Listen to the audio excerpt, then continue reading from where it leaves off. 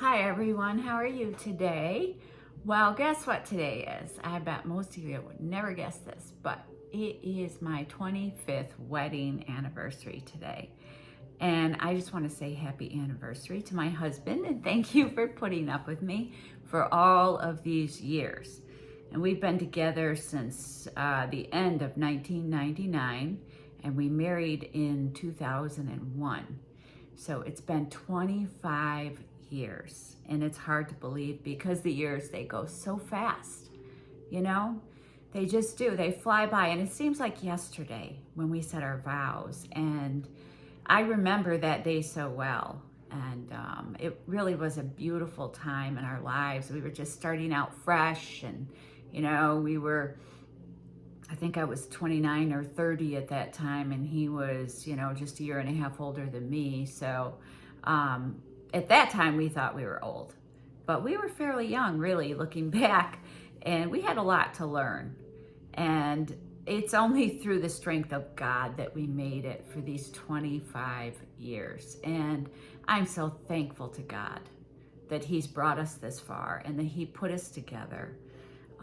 Because, it wasn't easy. As most of you know that have been married, it's work. And we made it, though. We have made it so far. And I pray that God keeps us until, His return. That's my hope. But today is a rapture sandwich that leads us to the seventh seal. And last week, I kind of ended our study by briefly mentioning the rapture, just kind of a tease at the end. But today, we're going to pick up where we left off, and get into why I believe that the rapture occurs during this particular time frame. We're going to talk about the gap too between the sixth and the seventh seals. And then we'll finish by going over this final seventh seal.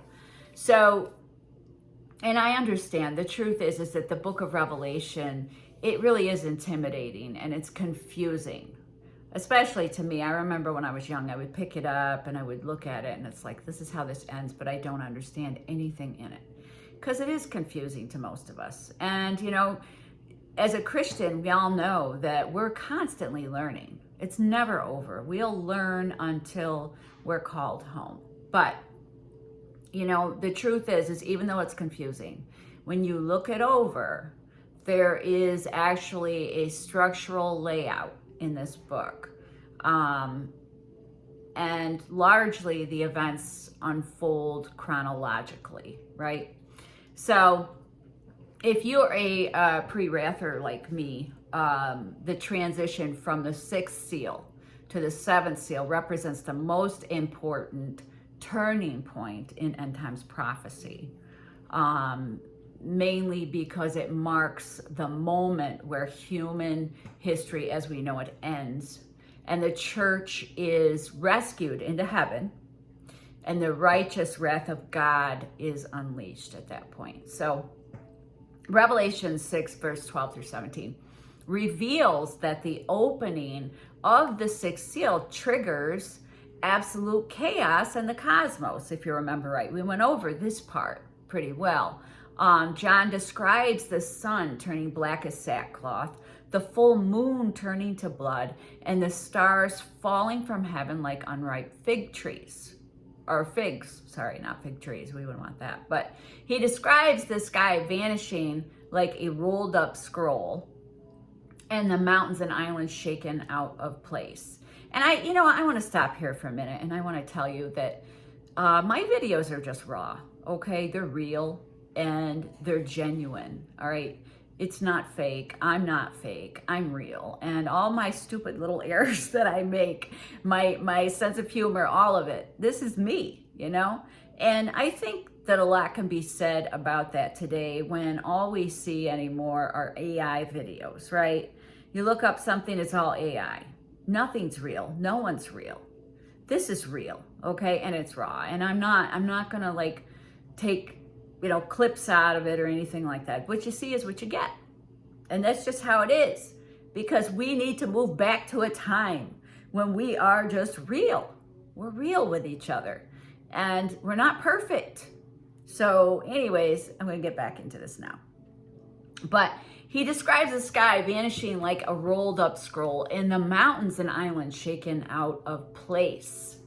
The most shocking point is that the exact sequence of events is mirrored by Jesus in Matthew 24, verses 29 through 31. And Jesus says immediately after the tribulation of those days, the sun is going to be darkened, the moon will not give its light, and the stars will fall from heaven, and the powers of the heavens will be shaken. This parallel establishes order. It establishes a time frame for all of these events to unfold. It gives us a time frame for the rapture, really. So notice that Jesus explicitly states that these cosmic signs occur after the tribulation of those days, pointing to the first 5 seals. Okay, these line up perfectly, and it tells us that point, that first 5 seals, they were tribulation. They were just the beginning of the events that would happen, right?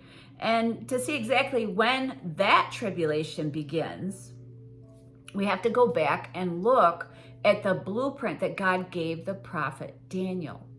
In Daniel 9:27, it gives us a 7-year time frame, remember?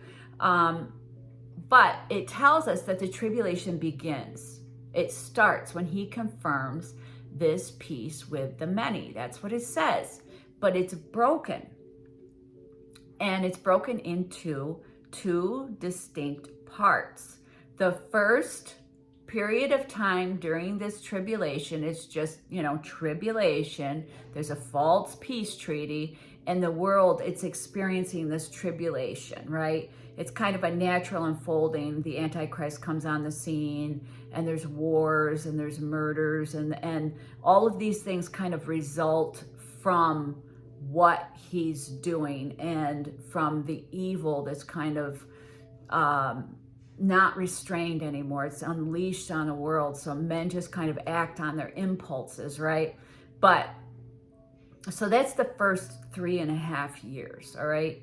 And then at the 3.5 year mark, right, the Antichrist, he breaks this treaty, and God's wrath begins to be poured out. That's when you'll see these things take off. In Daniel 11:31, it tells us what happens after this treaty is broken, or around the time that the treaty is broken. Okay, this is right around that time. That forces will appear, profane the temple, and set up the abomination that makes desolate. This is the exact event that Jesus quotes in the Olivet Discourse, right? And it's the beginning or the starting point for the Antichrist global campaign of persecution. That's when that begins, okay? So Daniel names this period, and his description perfectly matches Jesus's warning of a historical, unparalleled distress. Right after Daniel 11:45 describes the Antichrist setting up his palatial tents near the holy mountain. Okay, after that, we see Daniel 12, verses 1 through 3. It gives us a stunning picture of the rapture. So if you ever wanted an Old Testament perspective of the rapture, if you want a time frame, right before Daniel goes into talking about the rapture, he talks about the Antichrist palatial tents being near Jerusalem in Daniel 11:45. But in Daniel 12, 1 through 3, it says, "And there shall be a time of trouble, such as never been since there was a nation till that time. But at that time your people will be delivered, anyone whose name is found written in the book, and many of those who sleep in the dust of the earth shall awake." So Daniel's describing the resurrection and the rescue of the saints right out of the worst trouble the world has ever seen. So there is an Old Testament reference to this event, okay? But Jesus also describes the rapture in Matthew 24.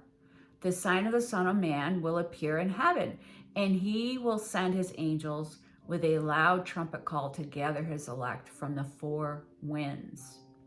This is exactly what we see unfold in this pause in Revelation chapter 7. When the terror of the sixth seal drives the kings, the rich, the poor into the caves, screaming that the great day of God's wrath has come. But before more wrath falls at the seventh seal, the narrative hits a pause. This is what I want to draw attention to, okay? To reveal two distinct groups. There's two. So you got this pause here, and it reveals that there's 144,000 who are sealed for protection on earth. They're from the tribes of Israel, right? And the multitude that will be standing safely before the throne in heaven. Remember that? They are standing before the throne in heaven with olive branches. And this is a picture of the raptured church. He specifically says, right? So the 144,000 sealed are protected on earth when God commands the angels to hold back the winds of judgment until his servants from the tribes of Israel are sealed and protected. And then there's the great multitude in heaven, and they're from every nation, tribe, people, and language standing before the throne of the Lamb. They're clothed with white robes, they're holding palm branches. And when he asked who they are, the elder responds in Revelation 7:14. He says, these are the ones that came out of the great tribulation. They have washed their robes and made them white in the blood of the Lamb. So it's clear, right? It's clear in this pause that these are the ones that were raptured in this timeline. This is when it happens. The church is not removed before the tribulation, but it's rescued out of it right before the wrath of God is poured out. So as a narrative transitions into Revelation 8, we can see a shift occurs. When the Lamb opened the seventh seal, there is a silence in heaven for about half an hour. To understand the weight of this silence, though, we have to understand the historical context of a seal. In the first century Roman world, a sealed scroll was a legal imperial document, right? Such as a will or a deed. It's required that all 7 seals be broken before the document could be unrolled and its decrees are executed, right? Because remember, there's 7 seals on this one scroll. He has to open every one of them before this can completely open. So Jesus Christ, the Lamb of God, is the only one worthy to open these seals. He's actively involved in breaking the seals because by doing so, he is legally taking back possession of the earth. That's the thought behind this. He's the one that will hold the deed. He holds the deed, right? He holds it. He has to take the seals off. But the moment that the 7th seal is broken, the scroll is completely unrolled. The legal process is finished. The execution of the contract will now begin. That's the idea. The wrath of God will now begin. And after the 7th seal is broken, Jesus is no longer seen initiating these judgments. That's what's interesting, right? So he is the one that opens every single seal, but then when it moves into, the trumpets and the bowls, the angels start to do that. So the execution of the scroll's contents is handed over to angels who blow the trumpets and they pour out the bowls. And the silence in heaven for half an hour is a moment of breathless anticipation, just waiting to see. It's as if the heavenly hosts, they're standing in awe because they know that the era of God's patience has expired. So the final part of this transition reveals something very interesting about our relationship with God and the power of prayer, right? This is something unexpected in this, isn't it? Before the 7 angels sound their trumpets, Another angel stands at the altar with a golden censer. He's given incense to offer along with the prayers of all the saints upon the golden altar. And Revelation 8:4-5 tells us, and the smoke of the incense with the prayers of the saints, they rose before God. Then the angel took the censer and filled it with fire from the altar and threw it on the earth. And there were peals of thunder, rumblings, flashes of lightning, and an earthquake. You notice, that's another thing, that really struck me in this. And I don't care how many times you read it, to really sit there and think about the fact that, the seals, these first 5 seals, are so incredibly different than the seals and, the trumpets and the bowls that happen afterwards. Because it seems like a lot of the events that unfold after, they're primarily things that involve like, the stars falling or earthquakes or some kind of like fire being thrown to earth. Just, these really horrendous things, right? It's a very different, there's a change, a huge change there, a very big difference in what occurs before and after, right? So this is an interesting or perplexing revelation to me. It's as if this judgment is triggered by the prayers of his people. The suffering, the cries for justice, and the endurance of the saints throughout the tribulation have risen to the throne room of God. When the angel casts the fire of the censer down to the earth, it serves as a sort of trigger. The trumpets are about to sound and the bowls are about to be poured out. And these are no longer just human disasters. This is the literal supernatural wrath poured out. Just as he said in Revelation 6:17, when he opened the 6th seal, for the great day of their wrath has come, and who can stand? That's what he said. He explicitly said, this is wrath. So the 6th seal clearly marks the beginning of God's wrath being poured out. And the events that follow this 6th seal confirm that there is a delay to transition from the 6th seal to the 7th seal for a very pivotal reason. The rapture happened and the great tribulation is beginning. The 6th seal closes the period of tribulation, marking the rescue of the global church, and begins the great tribulation. The 7th seal unrolls the divine deed of the earth, answering the prayers of the saints with the righteous fire of God's judgment. And we look at these passages. As we look at these passages, we see a God who is entirely in control of history. There's no doubt about it. God is entirely controlling everything, how this plays out, no doubt. A Savior, too, who legally reclaims his creation, and a Father who hears the cries of his children. So these are the things that we see throughout these. And it's ensuring that those who remain faithful, they will be protected before the trumpet sound and the earth is remade. So see, God is faithful. He said that his wrath will never be poured out on us. We are his children. And that's the whole reason why we got saved in the first place, right? Is to avoid wrath. Well, that's not why, but that was part of what being saved meant, is avoiding God's wrath, right? So if he left us here and he poured out his wrath on us as well, what point, would there be in salvation? It would be like saying your salvation meant nothing, that God would just, destroy you. And I mean, he died on the cross for a reason, right? To save us from wrath, to bring us into his family, and to have relationship, to have communion with him, to reconcile us to him.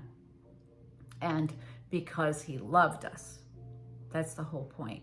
So he wouldn't do that to us. And that's what I'm saying. That's why I don't believe that we will be here for the entire duration of the 7 years, because that's not God. That's not his nature. So anyway, I hope that you all have a good week, and I will probably see you by the end of the week. If I don't, though, it's because of my anniversary, and I got busy with that. But I hope that you're all doing well. And, you know, if you have any questions, just leave a comment down below. I'd love to hear from you. Bye.